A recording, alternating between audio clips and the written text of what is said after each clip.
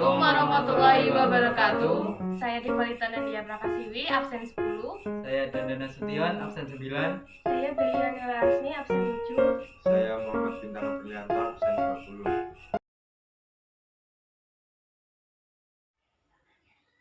Saya di sini akan menjelaskan tentang pengertian, ciri-ciri, dan jenis teks cerita sejarah. Yang pertama ada pengertian teks cerita sejarah. Teks cerita sejarah berarti naskah atau narasi yang mengandung unsur sejarah.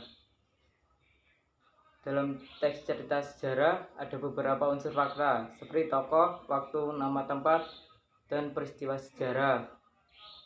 Teks cerita sejarah kadang mengandung unsur rekaan, seperti mitos, asal-usul negeri.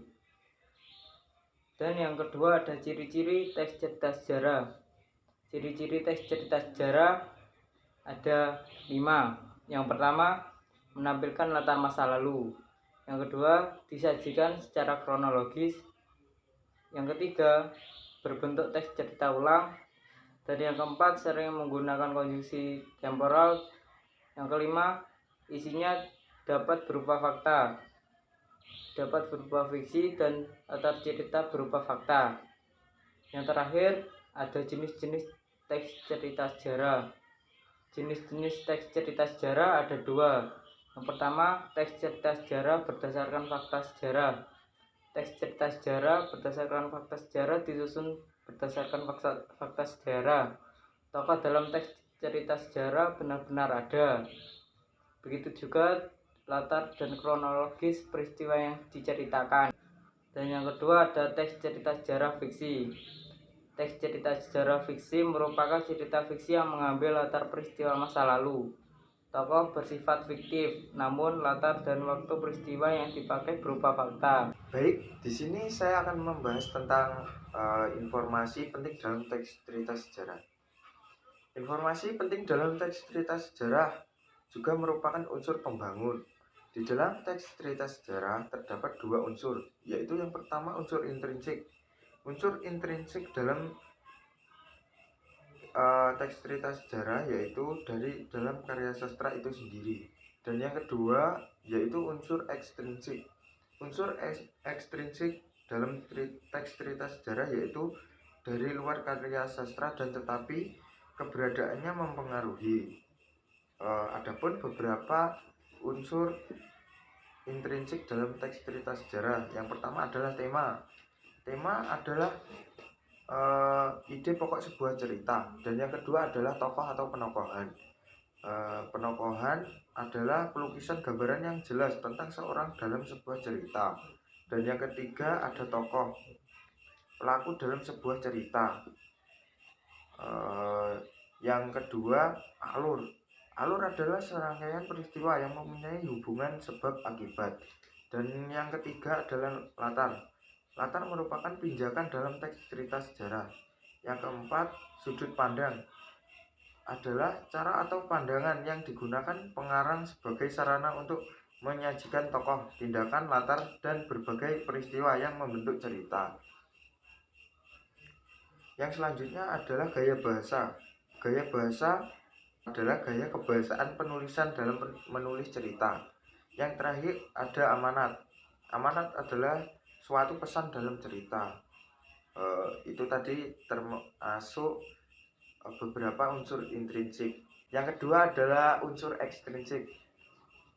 Unsur ekstrinsik ada beberapa bagian, yaitu yang pertama politik, yang kedua ekonomi, yang ketiga budaya, yang keempat dan yang terakhir adalah sosial latar belakang pengarang.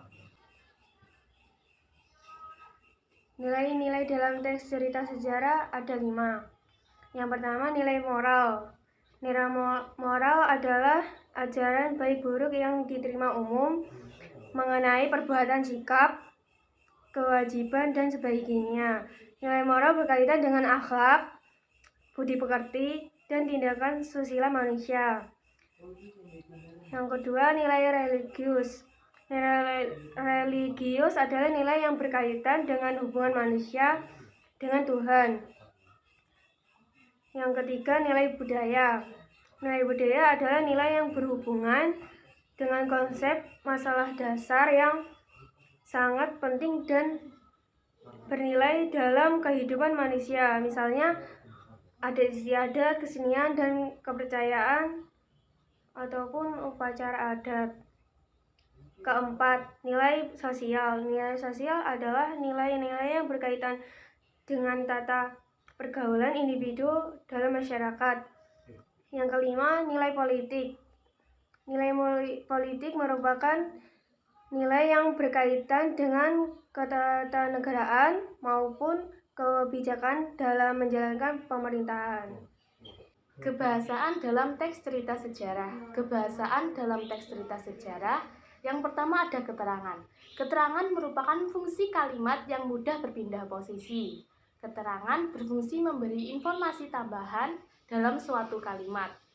Keterangan dapat mempertegas baik tokoh maupun latar kejadian peristiwa. Keterangan bukan unsur utama kalimat. Keterangan terdapat di awal, tengah, maupun akhir kalimat, kecuali antara predikat dan objek. Contoh-contoh keterangan yaitu keterangan tempat, keterangan waktu, keterangan alat, keterangan tujuan, keterangan cara, keterangan sebab, dan lain-lain. Yang kedua yaitu adalah kata sifat.